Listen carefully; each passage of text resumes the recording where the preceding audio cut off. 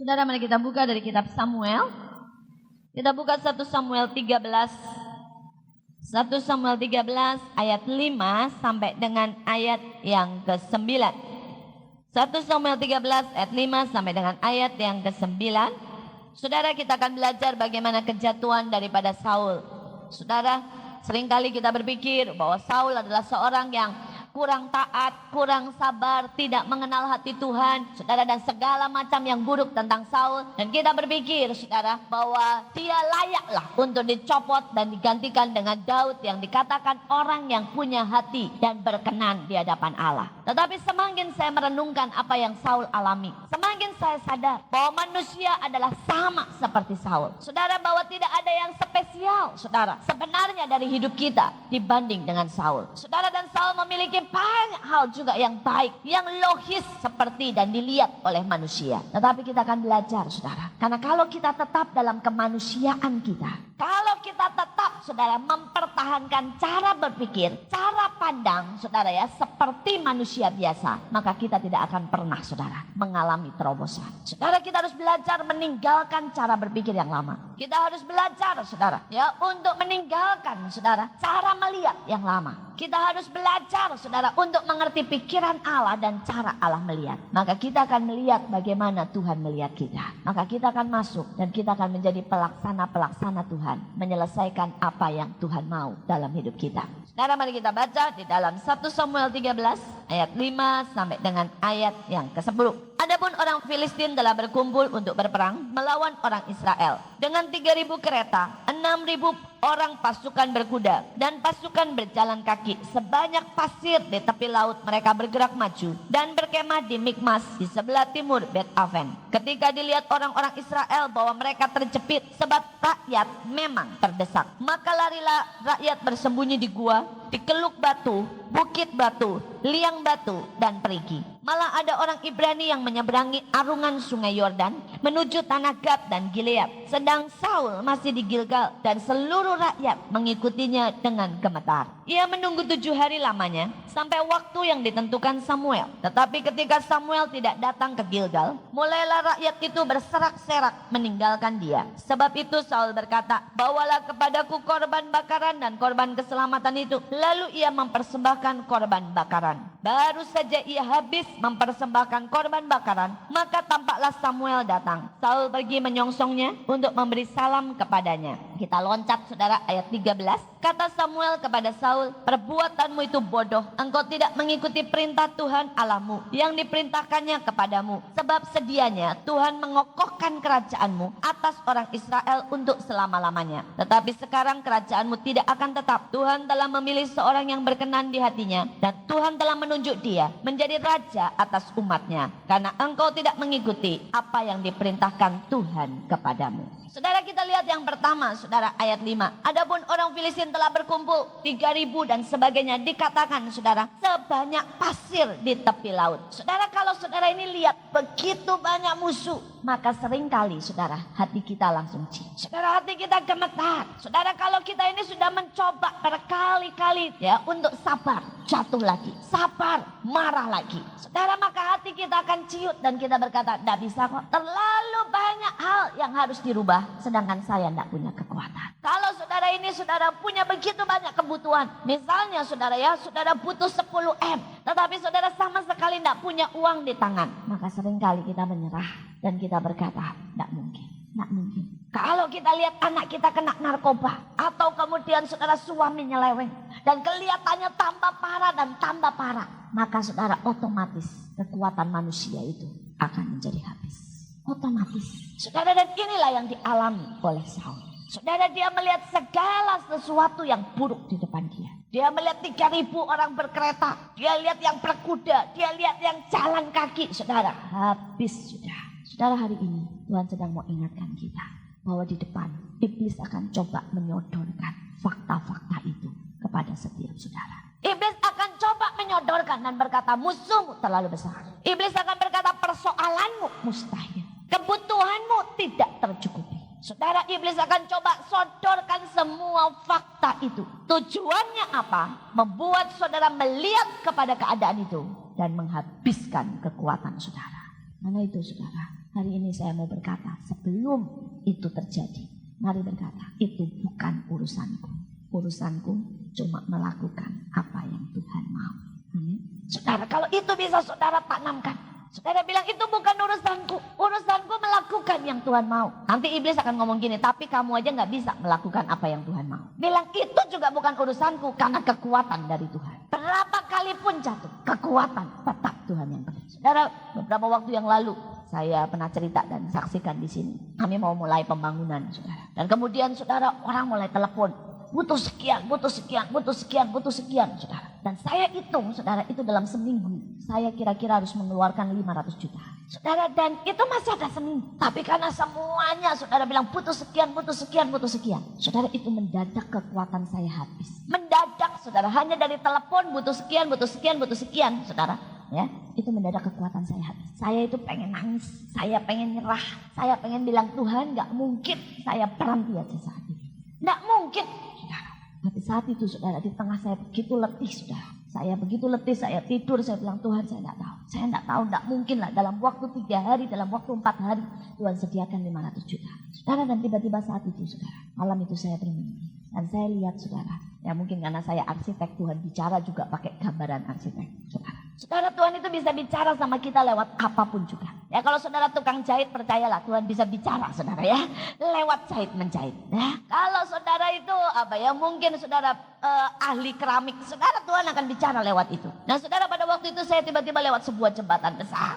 Saudara, dan itu sedang dibangun. Saudara, dan ada baloknya, ada kolomnya. Saudara, dan untuk menyambung antara kolom dan balok itu pakai sekrup kecil, saudara, ya. Dibanding ukuran baloknya dan ukuran kolomnya itu kecil sekrupnya. Kemudian ada seorang anak kecil, saudara, dan dia bilang, sekrupnya kecil sekali. Mana mungkin itu jembatan bisa jadi? Mana mungkin bisa mengangkut kekuatan segitu banyaknya? Saudara, dan saat itu saya jawab anak kecil itu. Saya bilang, tidak penting sekrupnya kecil atau besar, asal sekrupnya tidak bergerak dan tetap di situ. Terus saya bilang, karena sekrup ini tidak harus menanggung kekuatan, dia cuma menyalurkan kekuatan. Ya, setiap kekuatan dari kolom ini disalurkan ke atas, setiap beban dari atas disalurkan ke bawah. Ini cuma alat lewatnya, tapi bukan tugas dia untuk menanggung. Tugas dia tetap di tempat. Tugas dia diputar, dibuat jadi satu antara yang namanya balok dengan kolom.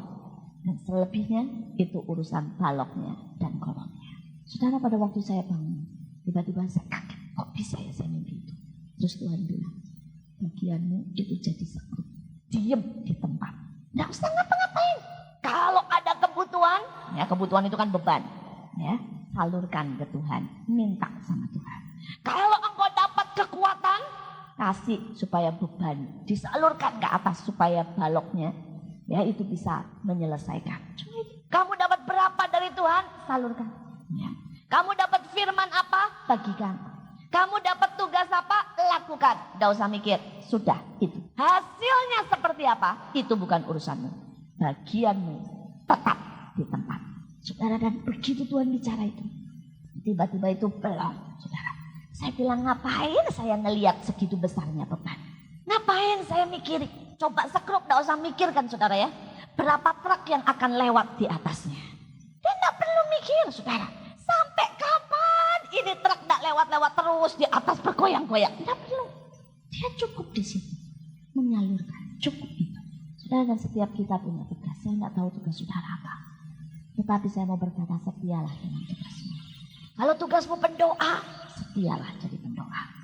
Tugasmu saudara untuk bersaksi, setialah bersaksi. Tugasmu kecil untuk jadi bendahara, setialah. Saudara, di rumah engkau jadi anak, jadilah anak yang baik. Sudah, engkau tidak usah berkata, Tuhan, kapan orang tuaku bertobat? Bagianmu berdoa, urusan kapan, itu urusan Tuhan. Amin, saudara. Saya berdoa supaya saudara mengerti ini. Karena hari-hari ini iblis akan coba sodorkan segala macam fakta yang membuat saudara gelisah, yang membuat saudara putus asa, yang membuat saudara takut, saudara. Ya, iblis akan berkata, lihat pelayananmu tidak berhasil, lihat bisnismu gagal, lihat kalau kamu anak Tuhan, masa kelakuanmu seperti itu. Pokoknya iblis akan coba hancurkan engkau dengan membuat engkau putus asa. Tapi hari ini saya berkata, berhenti. Belajar untuk berkata, Tuhan, aku cuma lakukan bagianku. Hasilnya apa terserah Engkau. Saudara, pada waktu kami memulai pembangunan buat sekolah, ya kami mengadakan mulai pembangunan buat sekolah. Saudara, buat TK dan SD saja kami butuh 8M.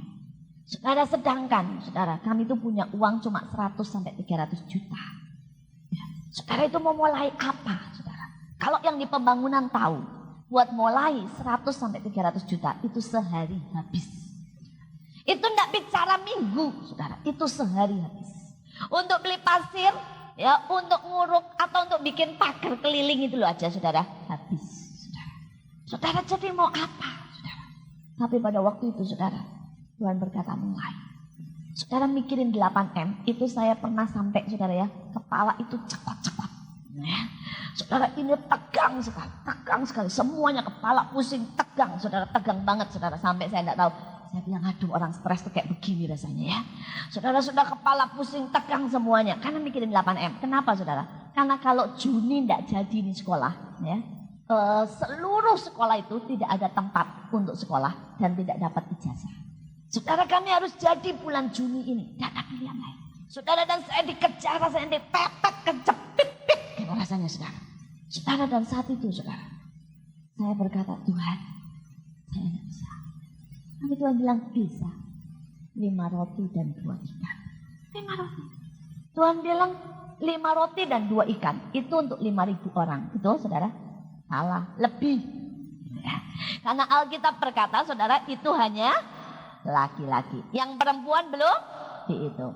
Nah, perempuan di mana-mana selalu lebih banyak dari laki-laki.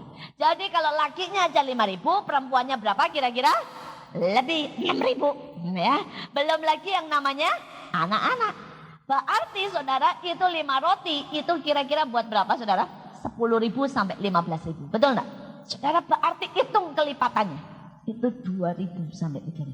Saudara, dan saat itu Tuhan bilang, 300 juta buat 8M. Ya. Belum sampai lah, kata Tuhan ya. Perlu beribu-ribu kelipatannya. Enggak apa-apa. Jalan bisa. Saudara, dan akhirnya saya cuma bisa berdoa, Tuhan, ini jadi 5 roti dan 2 ikan. Pokoknya cukup. Dan saudara, saya mau bersaksi sekarang. Saudara, sekarang kami sudah mencapai tingkat 3. Dan duitnya berapa? Tetap segitu. 300 terus, saudara ya. Saudara, orang bingung. Ya, kemarin Pak Petrus Agung juga nanya, duitmu piro nambah berapa? Piro itu berapa? Saudara pakai bahasa Jawa. Nambah berapa? Enggak nambah, Pak. Jadi tetap 300. Iya, tetap 300. Terus dia bilang, terus gimana pembangunan? Sampai tingkat berapa? Sudah sampai tingkat 3. Lah kok bisa? Ya itulah Pak ajaibnya. Ya. Nyumba yang kirim semen. Ada yang kirim kabel, ada yang kirim lantai. Sampai arsitek saya bilang, Bu, ini kalau yang kirim keramik warna-warni gimana? Ya, loh, karena yang ngirim kan dikit-dikit, saudara. Saya bilang, enggak apa-apa, kita variasi, baguslah nanti. Nah, saya bilang ya, pokoknya apa saja yang dikirim diterima. Kemarin arsitek saya udah telepon, kontraktornya bilang, Bu, Ibu mulai bilang dong, siapa yang punya selang AC, katanya ya. Kita mau tanam selang AC. Saya bilang, ya nanti saya teriak-teriak lah. Siapa yang punya selang AC bekas, semuanya diterima. Saya bilang ya. Saudara, saya berkata, Tuhan itu luar biasa. Ya, kami lihat bagaimana, saudara. Dan saudara, nanti dia bilang, pokoknya Bu, kata kontraktor saya, kita lihat ya Bu, akhir Maret sudah berdiri. Walaupun baru strukturnya, jadi bata-batanya belum, strukturnya tiang sama lantai. Dia bilang sampai atap, akhir Maret pasti sudah berdiri. Saya bilang amin. Saya bilang, duitmu gimana? Tetap segitu terus Bu. Keluar 30 masuk 30, keluar 20 masuk 20, jadi 300 terus mentok, saudara ya. Ya, saudara, terus segitu. Saudara, saya percaya ini waktunya. Ya, apapun yang terjadi, mari kita percaya. Apapun yang terjadi, mari tetap setia. Apapun yang terjadi, jangan biarkan ketakutan, keputusasaan, saudara ya, sampai engkau berhenti, saudara. Tetapi mari terus berjalan di tempat yang Tuhan mau kita berjalan. Hal yang kedua, saudara, hal yang kedua dilihat, saudara ya, kita lihat setelah ayat yang kelima, ayat yang keenam. Ketika dilihat orang Israel bahwa mereka terjepit, sebab rakyat memang terdesak. Saudara, hal yang kedua yang iblis akan buat, saudara, hari-hari ini atau di depan adalah membuat saudara merasa terjepit dan terdesak. Saudara bisa merasa terjepit dengan orang-orang yang paling dekat. Saudara merasa mereka tidak ngerti. Saudara merasa saudara ditekan dan ditekan dan ditekan. Saudara bisa merasa terdesak di mana saudara harus mengambil keputusan. Sebenarnya saudara tidak tahu apa keputusan yang harus saudara ambil. Tapi saya mau berkata, jangan pernah mau didesak. Jangan pernah mau dijepit. Karena Alkitab berkata, sekalipun terjepit, ya, tapi selalu punya jalan keluar. Amin. Alkitab berkata, sekalipun terdesak, Yesus bisa dengan gampang lalu dari orang-orang. Saudara tahu ceritanya? Pada waktu itu Yesus dijepit dan didesak sampai ke atas gunung. Alkitab berkata, orang-orang itu tidak mendorong dia sampai jatuh. Tetapi persis sampai didesak terus, dijepit terus sampai ke atas gunung. Setelah sampai itu di dekat tebing jurang, Alkitab berkata, karena belum waktunya, Yesus jalan di antara mereka lalu dan pergi. Loh, kenapa tidak dari dulu-dulu, saudara ya? Itu caranya Tuhan. Dibiarin dulu terdesak sampai persis di belakang ini tebing.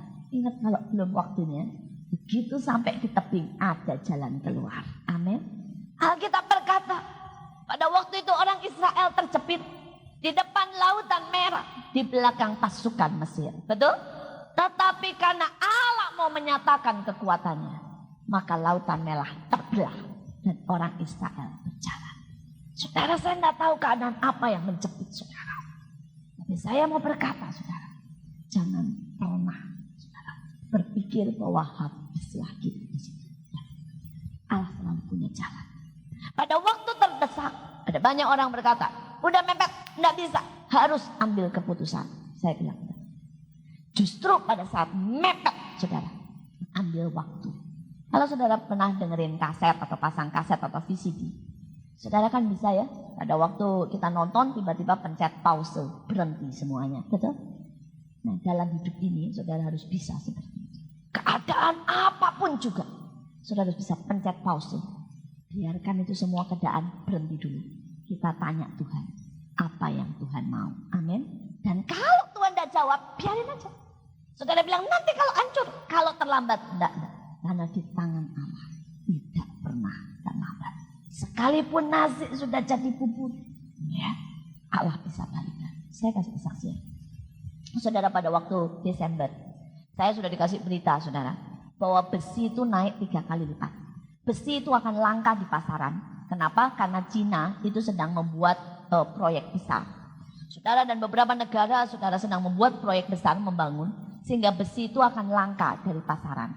Saudara, dan itu akan terjadi sampai 2008. Ya. Karena itu mereka semua berkata besi akan naik 3 kali lipat dan besi akan langka dari pasaran. Saudara, dan mereka semua berkata, Bu, kalau mau beli ya sekarang, sebelum besi itu naik. Sebelum itu naik jadi 2 sampai 3 kali lipat. Jadi sebelum Januari, Desember tanggal 20 itu harus masuk pesanan terakhir. Kalau tidak ya, maka semua besi akan naik 2 kali lipat. Dan kebutuhan kami dalam seluruh proyek, saudara, mulai dari TK sampai SMA, saudara, kebutuhan besi kami itu 4 miliar. Itu normal dihitung, saudara ya, 4 miliar. Kalau naik 2 kali lipat saja berarti sudah 8 miliar. Saudara, karena itu orang-orang itu baik. Mereka bilang sama saya, pesan sekarang, Bu. Pesan sekarang supaya ibu dapat harga lama. Supaya dapat 4 miliar.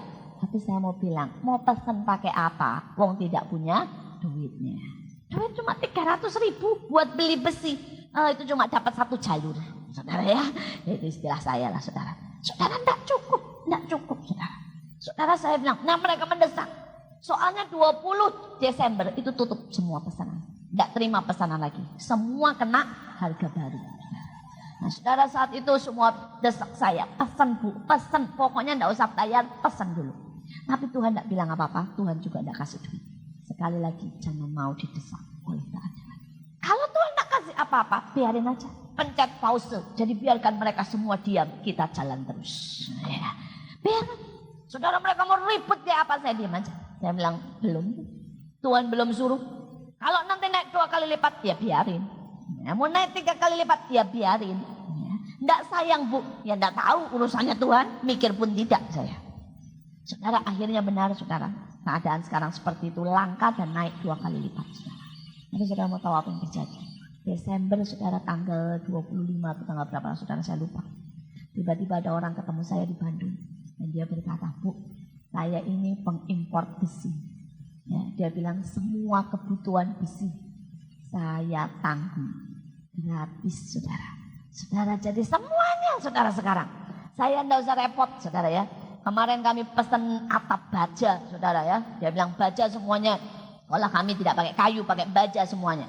Dia bilang beres, saya kirim. Ya, kami bilang besi buat semua konstruksi, beres, saya kirim. Saudara, dan dia sudah berkata sampai nanti SMA, urusan besi, urusan saya. Saudara bayangkan, coba saya pesan bayar 4M.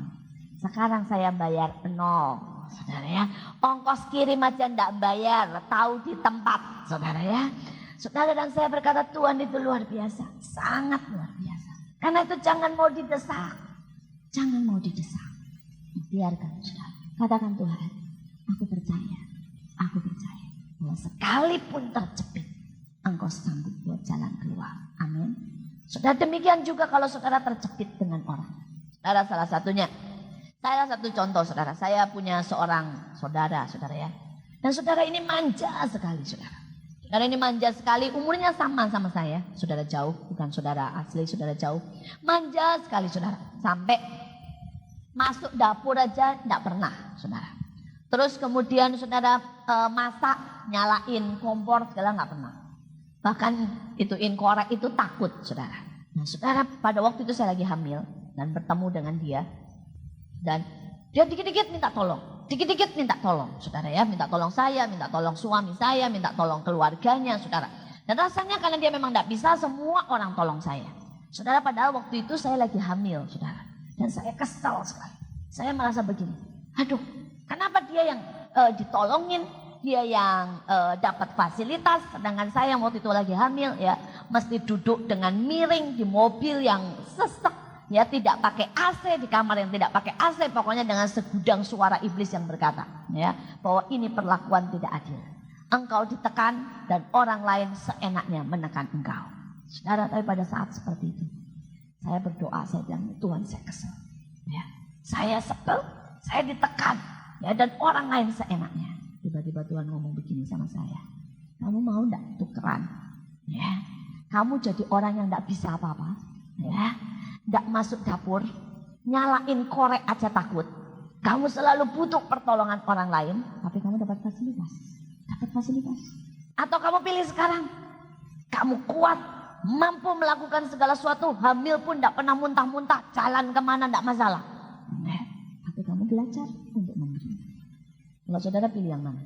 Saudara ya, saya enggak tahu. Tapi pada waktu itu saya tahu jelas pilihan saya. Saya berkata, Tuhan, saya enggak mau suruh jadi dia. Ya benar ya Tuhan, enggak enak. Enggak enak loh untuk mengharapkan terus pertolongan orang lain. Enggak enak untuk enggak bisa apa-apa. Ya, dan kebetulan harus terus memohon dan menanti. Dan saat itu Tuhan berkata, kalau kamu enggak mau ya, jadi seperti itu, bersyukurlah. Bersyukurlah bahwa kamu bisa untuk memberi. Saudara, saya tidak tahu apa yang terjadi dalam hidup saudara. Tapi kalau hari-hari ini saudara merasa ditekan, saudara merasa terus harus memberi dan memberi dan memberi. Dan orang lain dengan enak menikmati banyak hal. Berbahagialah. Karena Alkitab berkata, lebih bahagia memberi daripada menerima. Karena kalau saudara memberi, berarti saudara lebih kuat. Kalau saudara bisa mengampuni, berarti saudara lebih kuat. Kalau saudara bisa mengasihi, berarti saudara lebih berkenan di hadapan Tuhan. Saudara, jangan berkata ya, bahwa kenapa saya? Justru berkata, saya bersyukur. Karena Allah beri kemampuan kepada saya. Untuk memberi, untuk memberkati, untuk mengampuni, untuk mengasihi. Amin. Karena itu sekalipun terdesak, mari kita menjadi orang yang tetap memberi. Amin. Saudara, kemarin saya hampir tertipu sama iblis. Ya, iblis itu selalu bisa menipu. Saudara, bulan ini ada begitu banyak kebutuhan orang-orang di sekitar saya. Jadi yang butuh itu bukan saya, tapi orang-orang di sekitar saya. Saudara, ada yang butuh buat bayar telepon, ada yang butuh sakit, ada yang butuh buat bayar sekolah anaknya. Pokoknya di sekeliling saya itu orang-orang yang membutuhkan. Iblis tuh mulai ngomong begini, lihat, orang itu memeras engkau habis-habisan. Ya. Memeras tenagamu, memeras kasihmu, memeras duitmu, memeras perhatianmu. Pokoknya orang itu memeras engkau habis-habisan. Dan engkau apa yang kau punya? Ya kamu yang tidak pernah beli baju, benar saudara, saya tuh tidak pernah beli baju kecuali dikasih orang. Ya, saya tidak pernah beli tas kecuali dikasih orang. Saudara tuh, tiba-tiba bilang, kamu beli apa coba? Ya, beli jam yang tidak pernah, beli baju yang tidak pernah, beli yang kamu suka, tidak pernah sama sekali. Dan duitmu habis buat orang lain, Saudara, dan iblis mulai kasih segala macam omongan. Seolah-olah saya ini orang yang paling terjepit, paling menderita, paling diperas dan dihabiskan oleh orang lain. Saudara, dan pada waktu itu saya mulai kesal sama semua orang. Saudara, saya mulai marah. Tapi kemudian saya biasakan untuk saya mikir, ini kok saya bisa begini ya. Saya masuk saudara ke dalam kamar doa dan saya mulai doa. Saya bilang, Tuhan, ada apa dengan saya? Tuhan bilang, iblis sedang membawa engkau dalam kondisi didesak dan dicepit. Iblis menipu. Terus kemudian Tuhan bilang, sekarang aku tanya, apa yang sering kamu doakan? Tiba-tiba itu kayak film. Saya tuh sering berdoa begini. Ambil seutuhnya Tuhan hidupku. Ambil semuanya hidupku. Jadi kemuliaan. Habiskan semuanya. Ya. Jadi milikmu buat kemuliaan. Terus Tuhan bilang, yang doa begitu itu ya siapa? Nah saya ini kan cuma menjawab doa, kata Tuhan ya. Ya bagianku kan menjawab doa, kata Tuhan. Sekarang kamu sering berdoa begitu. Sekarang pada waktu aku berikan orang-orang di sekitarmu yang butuh ini, kamu yang marah. Kamu itu maunya apa? Saudara, aneh pada waktu Tuhan tidak marah saudara. Tapi Tuhan tuh ngomong sembari tersenyum gitu loh. Ya Tuhan bilang gitu, loh aku ini kan cuma menjawab doa sih. Terus waktu itu saya ketawa, saya bilang iya ya. Kok saya bisa ditipu sama iblis dengan perkataan seperti ini. Kemudian saat itu terus Tuhan bilang begini. Dan Tuhan itu dengan manisnya bilang begini, doanya mau dirubah, ya. Bilang Tuhan jangan ambil banyak-banyak dari hidupku, ya. Ambil sebagian saja supaya aku bisa menabung. Doanya mau diubah. Dia dengan senyum, dia tidak marah, dia berkata begitu. Dan saya berkata, tidak Tuhan. Adalah satu kebanggaan. Kalau saya bisa habis buat kemuliaan, itu akan tetap jadi doaku. Habiskan semuanya buat kemuliaan. Saya bilang ambil semuanya. Itu doa saya, itu kerinduan saya. Saya tidak mau nanti saya berdiri di surga.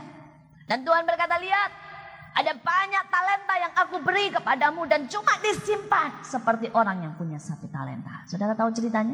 Ada banyak orang saudara punya talenta. Baik itu menyanyi, baik itu memberi, mengasihi, duit, saudara. Tetapi talenta itu disimpan. Dan sekali waktu kita akan berhadapan dengan tahta putih. Dan Tuhan akan berkata, mana talenta itu? Kita berkata, nih loh Tuhan, masih utuh di tabungan 500 juta. Tuhan bilang, siapa yang nyuruh naruh di situ? Saudara, orang itu mengembalikan loh, tidak hilang loh talentanya. Betul kan? Kembalikan kan yang satu? Dan Tuhan bilang apa? Hanya hamba yang malas dan jahat. Saya tahu dari dulu bahwa menyembunyikan talenta, menyimpan talenta, menyimpan sesuatu itu adalah kemalasan. Itu adalah kejahatan. Kenapa disebut kejahatan? Karena sebenarnya seluruh hidup kita sudah dibeli Tuhan di atas kayu salib. Kita ini sudah lunas dibayar. Hidup kita ini bukan milik kita lagi. Hidup ini milik Tuhan. Amin. Sekarang kalau ini plastik misalnya milik saya. Mau saya remet, mau saya buang, mau saya apain, plastik ini punya hak enggak? Enggak, ini milik saya. Kalau plastik ini bilang, jangan dipakai. Boleh beli tanpa memakai. Ini plastik konyol namanya saudara ya. Soal pembantu aja deh. Kalau saudara itu punya pembantu saudara ya. Saudara bayar pembantu saudara ya. Terus saudara mau suruh pembantu saudara bilang ini, bayar saya tapi dilarang menyuruh. Saudara keluarin atau pelihara? Saudara keluarin kan? Tapi bukankah kita ini hamba Tuhan? Tapi seringkali kita berkata, Tuhan capek. Jangan suruh aku bersaksi. Jangan suruh aku mengampuni. Jangan suruh aku berdoa. Maunya apa sih? Kita ini hamba, betul tuh? Jadi Allah harusnya bisa suruh kita kapanpun. Mau disuruh mengampuni, melayani, disuruh habis-habisan, enggak masalah, memang hamba. Yang kedua, kita sudah lunas dibeli. Tidak ada hak apapun untuk mempertahankan diri. Semua punya Tuhan. Jadi kalau kita menyimpan buat diri kita sendiri, itu adalah dosa. Karena semua milik Tuhan. Dan saat itu saya bilang, iya Tuhan, aku kok bisa ditipu iblis. Aku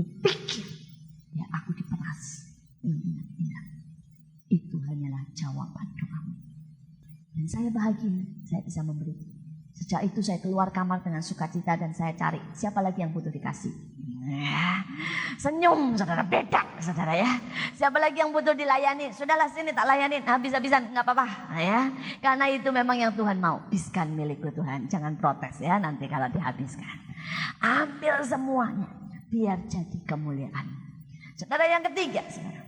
Yang ketiga kita lihat ayat yang ke-8 saudara. Dikatakan ia menunggu 7 hari lamanya sampai waktu yang ditentukan Samuel. Tetapi ketika Samuel tidak datang ke Gilgal, sampai di situ mulailah rakyat itu berserak-serak meninggalkan dia. Saudara yang ketiga, saudara, iblis akan menyodorkan satu kebosanan, kejenuhan karena waktu. Saudara, ada begitu banyak yang kita dengar sekarang tentang tuaian. Saya percaya gereja demi gereja berkata bahwa akan datang lawatan. Akan ada satu masa di mana kita itu menuai jiwa-jiwa. Tapi iblis akan mulai berkata, mana? Tidak ada yang spesial toh? Tidak ada jiwa-jiwa toh? Saudara, akan datang waktunya di mana Tuhan berkata engkau akan diberkati. Engkau akan jadi Yusuf. Tapi iblis akan berkata, mana? Sudah 2 tahun, 3 tahun, 5 tahun. Dan itu tidak ada kenyataannya. Bahkan engkau bangkrut. Mungkin ada yang dikatakan, aku akan memberikan karunia kepadamu. Dan engkau akan jadi berkat. Iblis akan berkata, mana? Engkau tambah jelek. Orang lihat kamu gagal. Dan kalau kita perhatikan, Alkitab selalu bicara soal waktu. Kita lihat sebentar saudara. Di dalam Samuel 3. 1 Samuel 3. Ya, kita lihat aja contoh dari hidup Samuel. Nanti kita lihat contoh-contoh yang lain. 1 Samuel 3, saudara buka. Saya akan bacakan buat saudara ayat 19. Dan Samuel makin besar dan Tuhan menyertai dia dan tidak ada satupun dari firman-Nya itu yang dibiarkannya gugur. Maka taulah seluruh Israel dari Dan sampai Betseba bahwa kepada Samuel telah dipercayakan jabatan Nabi Tuhan. Tapi saudara loncat ke 1 Samuel 7 ayat 2. Sejak saat tabut itu tinggal di Kiryat Yearim, berlalulah waktu yang cukup lama, yakni 20 tahun. Dan seluruh kaum Israel mengeluh kepada Tuhan. Saudara, kalau saudara baca terus ceritanya, saudara akan tahu. Antara Fatsal 3, saudara ya, sampai Fatsal 7 itu membutuhkan waktu 20 tahun. Antara orang sudah tahu Samuel dapat jabatan nabi, sampai Samuel benar-benar memerintah, itu butuh 20 tahun. Saudara, dan kalau saudara pelajari Alkitab, itu berulang dalam seluruh cerita Alkitab. Saudara, Daud dijanjikan untuk menjadi raja umur 17. Tetapi kemudian sampai dia digenapi janji itu butuh waktu 13 tahun. Karena umur 30 dia baru jadi raja. Saudara, pada waktu Abraham dapat janji itu umur 75. Pada waktu dia dapat Ishak itu umur 100, butuh 25 tahun. Saudara, bahkan itu terjadi sama Yesus sendiri. Saudara, pada waktu Yesus umur 12, Alkitab berkata bahwa seluruh ahli Taurat, imam-imam mengakui ada yang luar biasa dalam hidup anak ini. Roh hikmat dan wahyu ada padanya. Tetapi Tuhan Yesus harus menunggu 18 tahun sampai umur 30 baru dia boleh keluar. Alkitab berkata dia harus kembali tunduk kepada asuhan ibunya. Saudara, kenapa? Waktu itu membuat kita matang. Kalau saudara lihat yang namanya benih. Saudara, benih itu harus butuh waktu untuk bertumbuh. Benih itu harus butuh waktu untuk berbunga. Dan benih itu harus sampai akhirnya berbuah. Betul? Itu butuh waktu. Saudara, waktu membuat kita matang. Kalau saudara masak kue, bikin kue itu, saudara sudah semuanya sudah dibuat tepat. Tapi kalau misalnya saudara bilang, saya mau cepat. Jadi yang harusnya dipanggangnya 30 menit, saudara panggang 10 menit. 10 menit mungkin sudah ngembang. Tapi begitu saudara keluarin hasilnya apa? Mantap, turun lagi. Betul kan? Waktu itu sangat menentukan. Untuk setiap sesuatu ada waktunya. Itu kata pengkhotbah. Tidak bisa. Saudara mau punya anak pintarnya kayak apa? Untuk kedewasaan mental umur 3 tahun dengan umur 30 tahun itu berbeda. Betul? Dan yang membuat itu adalah apa? Nah, kenapa saudara dalam hidup ini? Seringkali antara janji Tuhan dengan penggenapannya butuh panjang. Seringkali saudara antara berita sampai itu jadi kenyataan panjang. Pada waktu kita berdoa nunggu jawaban panjang. Sekali lagi Karena waktu itu mematangkan. Waktu itu mematangkan. Saudara, dalam hidup kita, saudara mesti mengerti tahapan-tahapan sampai akhirnya saudara mencapainya. Pertama, saudara kan cuma dengar. Setelah dengar, saudara akan menjadi tahu. Tahu dengan dengar ini berbeda. Dengar ini cuma lewat, saudara. Tapi tahu itu masuk ke otak, pengetahuan. Tetapi sampai di pengetahuan itu belum cukup. Harus sampai taraf yang ketiga, yaitu mengerti. Mengerti itu bukan tahu, tetapi bisa menerapkan, saudara. Itu mengerti. Ya, mengerti itu berbeda. Misalnya saudara tahu tentang hukum gravitasi. Tahu tak? Itu berbeda. Sama saudara tahu kenapa benda jatuh, karena gaya gravitasi. Karena itu kalau bola dilempar ke atas pasti turun ke bawah karena gaya gravitasi. Itu mengerti. Tapi pengertian pun berlevel-level. Sampai saudara ada orang yang bisa memanfaatkan pengertian itu untuk membuat pesawat terbang. Ya, itu membutuhkan pengertian yang berlevel-level. Saudara, tetapi dari pengertian itu kalau di dalam firman harus sampai saudara menjadi daging. Dari pengertian jadi daging. Saudara, tidak jadi daging itu bukan berarti begini. Kayak saudara tahu buat apa marah. Alkitab berkata jangan marah. Karena marah ya tidak mengerjakan pekerjaan Tuhan. Ada ayatnya, betul kan? Karena marah tidak mengerjakan pekerjaan Tuhan. Buat apa marah? Tidak ada gunanya. Itu baru ngerti, ya tidak boleh marah. Tetapi kalau saudara baru sekali tidak marah, ada kejadian menjengkelkan, saudara tidak marah. Itu bukan berarti itu sudah menjadi daging. Belum. Itu tidak berarti bahwa saudara sudah berbuah. Belum. Pada waktu sekali itu biasanya saudara ya baru latihan. Kalau saudara buat anak-anak sekolah. Pertama gurunya saudara kasih soal, diterangin tambah-tambahan, kasih soal. Contoh soal pertama biasanya gurunya yang buat. Betul? Setelah itu ada latihan soal. Betul? Tapi bukan berarti dia sudah menguasai. Betul kan? Sampai nanti menguasai itu butuh waktu yang panjang. Saudara, jadi pertama jangan khawatir. Kalau saudara baru latihan tidak marah, jatuh bangun. Saudara bilang, ada banyak orang bilang begini, Bu, kemarin saya bisa tidak marah, hari ini kok marah lagi. Ya. 2 minggu saya sudah loh ya mengasihi. Ya. Minggu ketiga benci lagi. Ya. Apakah Tuhan meninggalkan saya? Ya. Kadang-kadang juga saudara ya, rasa saudara bilang kesepian. Atau melawan rasa tersinggung. Ya, itu semua balik lagi. Kenapa? Saudara, saya bilang biasa. Karena itu semua namanya latihan. Biasa, saudara. Nah saudara, tapi setelah saudara berlatih sekian lama, maka itu menjadi daging. Kalau menjadi daging, itu akhirnya menjadi kebiasaan. Setelah menjadi kebiasaan, akhirnya itu menjadi karakter. Pada waktu menjadi karakter, itu disebut berubah. Saudara, pada waktu karakter, ya, itu akhirnya saudara, pada waktu ditekan kayak apapun, reaksinya tetap sabar. Pada waktu saudara misalnya, saudara dimarahin, senyum. Dimarahin sama pembantu, senyum. Reaksinya sudah begitu terus, otomatis karena sudah jadi karakter.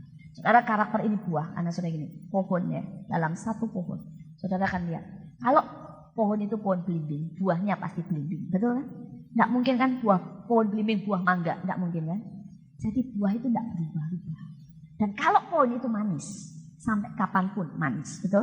Tapi kalau pohonnya udah kecut tuh, setiap kali buahnya kecut terus. Jadi artinya kalau buah itu tetap. Itu akan menjadi tanda dalam hidupnya.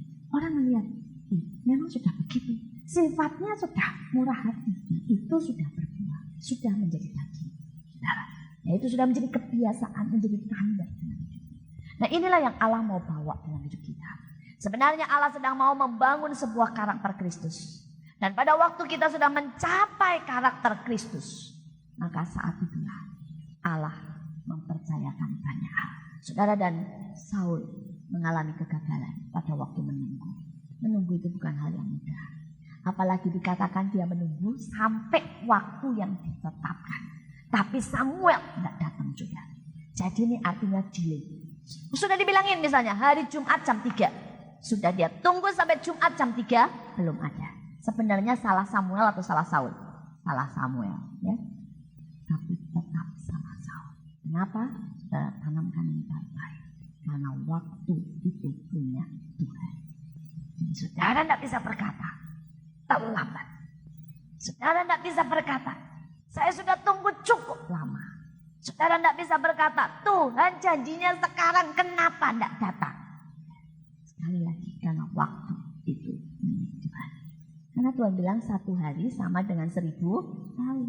Jadi kalau Tuhan bilang 3 hari lagi, kita nggak tahu 3 harinya waktu Tuhan atau waktu kita. Itu payahnya. Kalau waktu Tuhan 3000 tahun. Jadi kata Tuhan, terserah aku tahu waktu-waktu yang punya. Dan bukan cuma itu, Alkitab berkata begini. Kalau tidak dipercepat waktunya, tidak ada yang selamat. Berarti Tuhan bisa mempercepat waktu enggak? Jadi perkara waktu itu punyanya Tuhan. Bahkan di Alkitab jelas dikatakan, waktu adalah father business. Saudara, itu bisnisnya Bapak, dimain-mainin. Alkitab juga berkata semua perhitungan para dukun apapun, semua dibuat permainan. Karena waktu Tuhanlah yang menentukan. Jadi karena itu saya berdoa. Kalau hari-hari ini sudah berkata saya sudah tunggu 3 tahun. Tapi Tuhan belum jawab. Saya bilang jangan protes. Kita berkata sudah sekian lama, mau sampai berapa lama? Tidak tahu. Jangan pernah nanya. Karena waktu itu milik Tuhan, bukan milik kita. Saya juga tidak tahu. Ada banyak orang yang berkata, Bu Iit, ya, kapan waktu yang tepat untuk menikah? Siapa yang tahu? Setiap orang punya waktu sendiri. Saudara mau ikut waktu saya 21 tahun. Nah loh ya. Saudara nanti anak-anaknya masa mau dikawinin 21 tahun. Saya menikah umur 21, sangat muda. Saudara. Tapi saya punya anak sudah agak tua, 28. Nah, ya. Saudara waktunya panjang. Saudara nah, setiap orang punya waktu yang berbeda. Ada yang berkata, Bu kalau doa itu berapa waktunya sih sampai Tuhan jawab? Ya enggak tahu. Ya. Ada lagi yang bilang begini, Bu, kalau yang disebut berdoa yang berkenan, sehari berapa jam? Ya enggak tahu, saya bilang ya. Saudara, dan kalau saya jawab enggak tahu tuh orang marah loh, saudara. Kata yang bilang gini, ibu itu ya katanya ya. Saya itu memang benar-benar enggak tahu. Ayah saya berdoa 6 jam, karena Tuhan yang minta. Saya berdoa semau saya, saudara ya. Kadang-kadang saya bisa doa 3-4 jam, kadang-kadang 1 jam, saudara semau saya. Karena Tuhan minta apa? Tuhan bilang setiap hari kamu komunikasi sama aku, bangun pagi, cukup itu yang aku minta dari hidupmu. Jadi saya mau dimanapun saya komunikasi sama Tuhan. Tapi ada hari-hari di mana saya 3-4 jam sama Tuhan, ya. Ada hari-hari saya cuma 1 jam, ya. Saudara ya. Karena itu yang Tuhan minta sama saya. Setiap orang Tuhan minta berbeda. Karena itu saya berdoa, jangan protes sama Tuhan soal waktu. Amin. Mari kita tunggu Tuhan sampai Dia menyatakan kemuliaannya. Jangan putus asa. Yang terakhir saudara dikatakan, dan rakyat saudara ya, dan rakyat mulai berserak-serak meninggalkan. Saudara, kenapa Saul grogi? Saul kemudian saudara gagal menunggu. Karena pada waktu orang-orang mulai meninggalkan. Saudara, kesepian ini akan menjadi senjata iblis pada akhir zaman. Saudara, orang akan merasa ditinggalkan, sepi, saudara. Orang akan merasa sendiri. Ya, saudara, dan saya tidak tahu apa yang akan saudara hadapi di depan. Tapi Tuhan berkata, peringatkan bahwa sekali-kali kata Tuhan, aku tidak pernah meninggalkan engkau. Saudara, sekali-kali kita tidak pernah sendiri. Karena ada Roh Kudus yang selalu mendampingi kita. Dan ada Yesus ya, yang selalu saudara ikut menanggung bersama kita. Alkitab berkata ya, bahwa Dia sampai detik ini masih berdoa buat kita. Saudara, Alkitab berkata saudara, pada waktu saudara Saulus itu menyiksa orang, Yesus sudah di surga, tapi Dia berkata, Saulus, Saulus, kenapa engkau menganiaya aku? Itu berarti apapun yang dialami oleh orang-orang, anak-anak Tuhan di dunia, yang pada waktu itu dianiaya oleh Saulus, bukan cuma mereka yang mengalami, tapi Yesus ikut menanggung bersama mereka. Saudara, kesepian ini akan menjadi senjata iblis. Saudara, perasaan sepi sendiri, merasa orang tidak mengerti, meninggalkan kita, merasa semuanya saudara, kenapa harus saya sendiri? Tapi saya berdoa supaya saudara bisa menghadapinya, supaya saudara bisa bersuka. Ya coba, ada saatnya kita berbagi, ada saatnya sendiri. Tidak bisa. Biar bagaimanapun saudara ya, dalam hidup ini ada ujian yang namanya ujian sendiri. Sedang kalau saudara ujian kan jarang rame-rame, jarang kan saudara ya. Di sekolah kan jarang ya ujian 3-an, 4-an, jarang kan. Saudara, biar bagaimanapun ada saat ujian sendiri. Saudara, karena itu pada saat itu saya berdoa supaya saudara tidak menjadi patah semangat. Karena ada Roh Kudus yang selalu membantu. Allah tidak pernah meninggalkan kita. Mari kita berdoa. Mari kita semua berdoa. Saudara di depan, apapun yang terjadi, jangan pernah kecewa dan menolak Tuhan. Sekalipun masalah dan tantangan akan ada banyak di depan kita. Peperangan demi peperangan akan disodorkan dan kita harus lewati.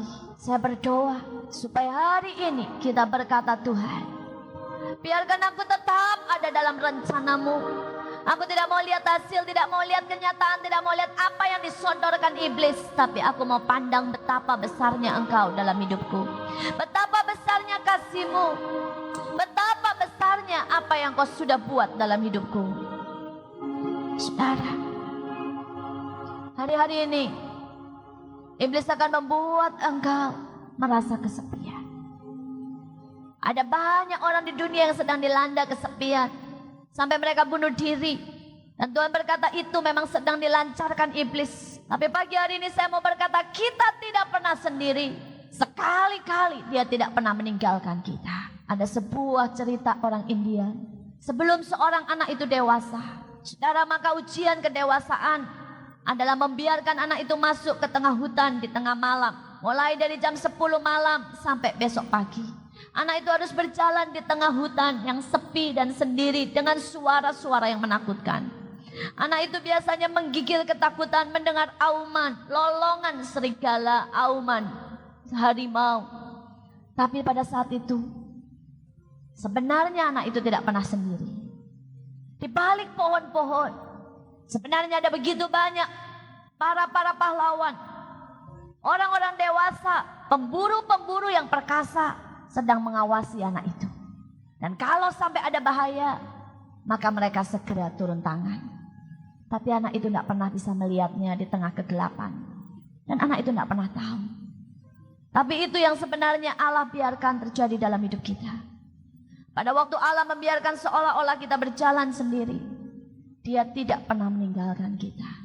Pada saat bahaya datang, Dia akan segera menolong, mencengkeram, membawa, dan melindungi kita. Hari-hari ini iblis akan coba sodorkan bahwa engkau terjepit, bahwa engkau didesak begitu rupa. Tapi ingat, dalam keadaan apapun dia sanggup buat jalan keluar. Di tengah-tengah, bahkan di tengah-tengah lautan, dia bisa sediakan jalan keluar. Saudara, kita tidak pernah tahu apakah jalan keluar itu dengan dia membelah lautan, ataukah jalan keluar itu seperti Yunus, dia memanggil ikan untuk menelan kita. Kita tidak pernah tahu apakah dia membuat kita akan berjalan di atas lautan seperti Yesus. Tapi satu hal kita tahu, bahwa Allah tidak akan pernah membiarkan kita mati dan terjepit. Karena sekalipun terjepit, selalu ada jalan keluar. Mari saudara, pada hari-hari ini, pada waktu kita harus menunggu lawatan, menunggu janji Tuhan, menunggu apapun yang akan Allah berikan dalam hidup kita, menunggu setiap kegenapan dari rencananya. Jangan pernah berhenti, karena waktu adalah Tuhan yang punya.